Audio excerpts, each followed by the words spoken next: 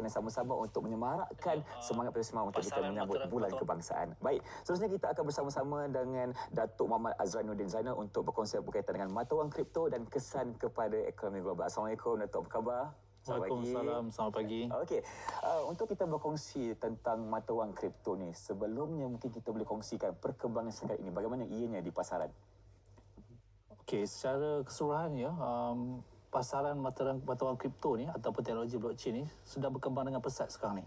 Dan ianya berlaku secara global. Bukan spesifik hanya negara-negara tertentu ataupun negara-negara maju saja. Jadi beberapa negara pun menggunakan teknologi ini untuk menjadikan ia sebagai satu solution. Baik, kalau kita ikutkan dari segi pasaran di Malaysia, bagaimana penggunaannya sekarang? Kalau kita lihat daripada 5 tahun yang ke belakang, tentunya sebelum berlakunya COVID. Sebelum tahun 2020.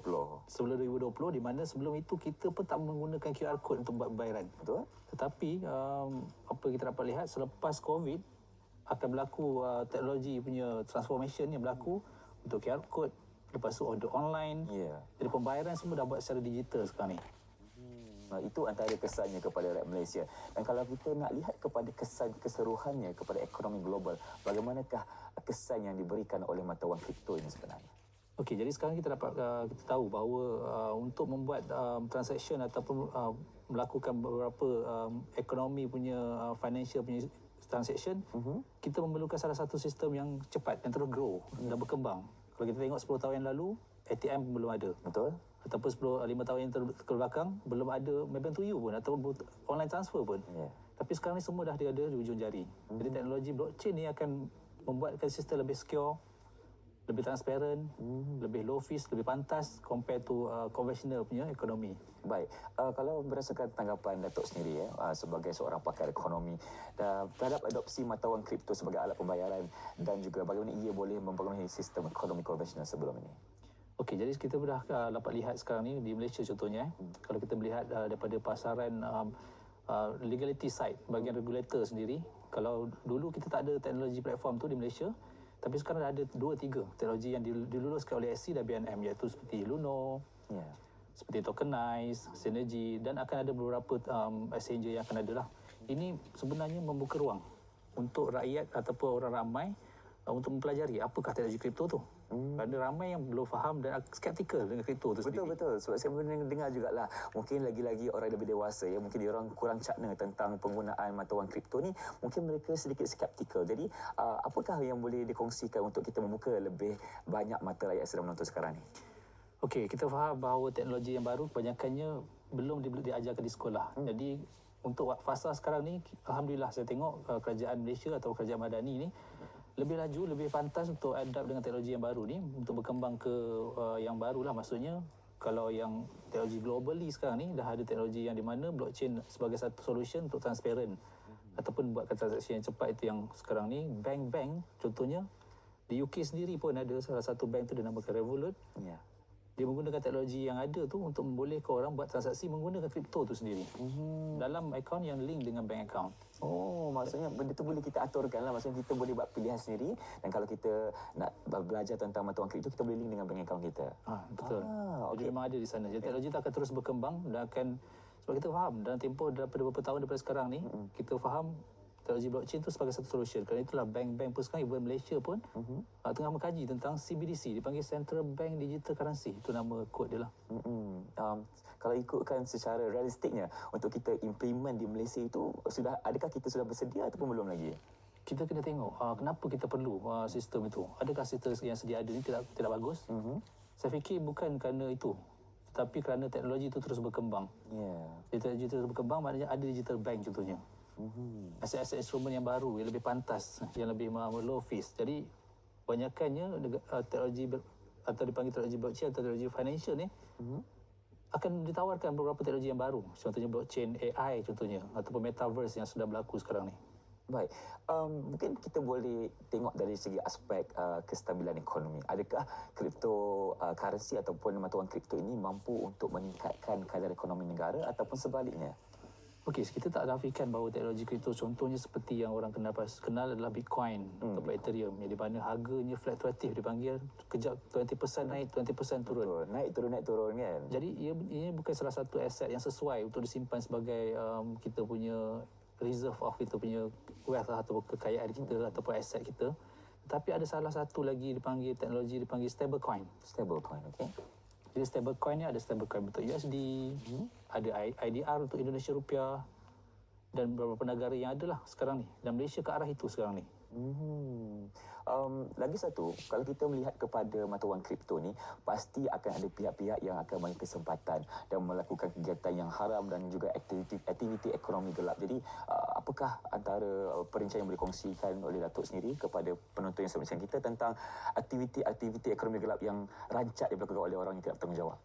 Jadi kita sebenarnya teknologi yang diwujud daripada cryptocurrency atau blockchain ni automatik akan membuatkan semua transaksi berlaku secara public. Jadi dia punya rekod public ledger setiap transaksi dia sama ada in, out, berapa balance tu, dia still anonymous, dipanggil pseudo anonymous. Maksudnya kita tak tahu siapa ownernya, melainkan orang tertentu yang boleh verify maklumat yang ada dalam tu.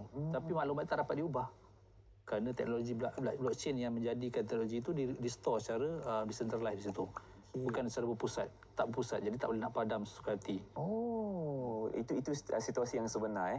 Jadi kalau kita sebagai pengguna mata wang kripto ini, apakah antara langkah-langkah preventif kita perlu ambil untuk kita tidak terjerumus dalam perkara tersebut? Bagaimana? Jadi sekarang ni sebenarnya yang penting kesedaran ataupun dipanggil education lah. Sebab sekarang ni samalah juga macam beberapa tahun yang lalu ketika internet muncul kan. Ya. Yeah. Ketika itu ada sampai parents takut nak bagi internet dekat rumah, ke anak.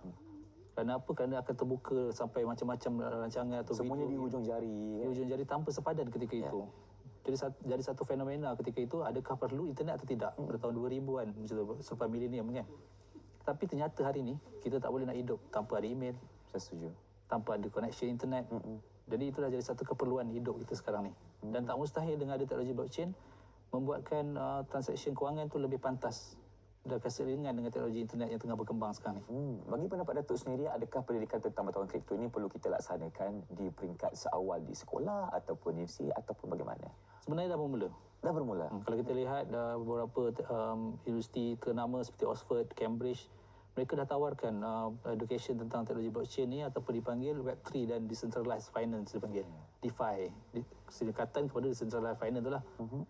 Jadi kat situ memang sekarang ni mana-mana universiti walaupun di peringkat sekolah pun dah mula untuk mempersiapkan modul-modul untuk memahamkan apakah sebenarnya teknologi baru dipanggil fintech lah sebenarnya. Fintech, ya. Financial technology, fintech. Inilah dia punya skop yang makro lebih besar kan. Itu antara usaha yang bagus sebenarnya yang kita boleh garap daripada perkongsian-perkongsian education kepada kanak-kanak khususnya yang ingin belajar. Anak-anak muda sekarang ini memang semangat sebenarnya Datuk kan untuk dia tahu tentang perkembangan dunia sekarang ini, lagi-lagi berkaitan dengan mata wang kripto, dan kalau kita ada peluang kita perlu dapatkan, kita belajar dan kita adaptasi ilmu-ilmu tersebut dalam kehidupan seharian kita. Jadi lagi satu perkongsian tentang langkah-langkah yang sepatutnya diambil oleh pihak-pihak berkuasa global khususnya untuk kita bersedia menghadapi dengan cabaran yang ada dalam mata wang kripto ini, bagaimana? Okey, sebenarnya kalau kita lihat sekarang ni untuk kempen kesedaran sudah bermula sebenarnya. Bukan saja daripada segi crypto exchanger itu sendiri, kebanyakannya bank-bank pun dah mula. Contohnya kalau di UK tu contoh seperti bank Wise Bank kalau pernah dengar, ataupun Revolut Bank. Jadi itu adalah bank-bank yang di mana integrate stablecoin ataupun cryptocurrency dalam dia punya wallet tu untuk dijual dan beli. Jual beli. Dan bukan satu currency, multiple currency ada. Jadi teknologi itu sekarang tengah berkembang. So Asia adalah negara yang tengah mula untuk membangunkan dan menerima teknologi yang sekarang ni lah yang berlaku ni. Baik, mungkin kepada mereka yang sedang menyaksikan kita sekarang ini, dia tak tahu nak mula tu macam mana, Datuk. Macam mana nak mula kenal dengan mata wang kripto ni? Apakah antara langkah yang perlu dilakukan? Macam dia perlu buat kajian sebelum tu ke, berguru dulu terlebih dahulu atau macam mana? Sekarang ni semua maklumat di hujung jari. Jadi sebenarnya dah banyak source-source yang kita katakan legit lah. Kita janganlah pergi ke website-website yang third party ataupun tidak disahkan. Sedangkan di Malaysia sendiri, SC sendiri mengeluarkan panduan bagaimana contohnya. Dan beberapa dipanggil regulated exchanger seperti Luno yang saya sebut sebentar tadi tu, dia dah memberikan panduan bagaimana, risiko apa. Jadi kat situ kita kena lebih baca dan lebih faham lah sebelum bermula. Ya, maksudnya di situ dah ada informasi dari A to Z orang kata ya. Dari mana kita nak mula, dari mana untuk kita tahu risiko dan sebagainya. Jadi mungkin lagi sekali daripada pandangan Datuk sendiri ya. Bagaimana untuk kita melihat peranan institusi kewangan tradisional ini dalam menghadapi cabaran dan peluang yang dibawa oleh mata wang kripto dalam konteks ekonomi global dan harapan daripada Datuk untuk kita terus membawa mata wang kripto ini ke tahap yang lebih baik. Silakan. Okey, pada pendapat saya ianya mudah. Sebenarnya kenapa kita perlukan kripto ni ataupun teknologi blockchain itu sendiri adalah keperluan. Dah sampai waktunya kita memerlukan teknologi itu untuk menjadikan satu solution bagi kita semua. Contohnya lah kalau kita nak buat transfer duit anak ataupun kawan kita belajar di negara-negara mana-mana kan. Kalau ikut secara konvensionalnya kita guna bank wire. Betul. Bank wire satu hal dia kena tunggu 2-3 hari lah untuk Proses tu lama, panjang. Ya. bank wire tu. Ataupun kita boleh guna MoneyGram ataupun dipanggil apa tu, MoneyGram, yang di mana bolehlah instant tetapi fees yang tinggi. Okey. Dia dah sampai waktunya kita perlukan digital bank yang di mana fees yang rendah, instant transaction. Dan yang pentingnya ianya mudah. Sebab kita ni dah bukan negara, kita globally borderless sekarang ni. Baik doktor. Okey, terima kasih ucapkan kepada doktor berkaitan dengan topik kita hari ini, iaitu berkaitan dengan mata wang kripto dan juga kesannya terhadap ekonomi global. Dan sekarang ini kita akan terus ke cerita pagi Johor dan bersama dengan pelapor kita dan saya sudah bersedia di sana. Silakan.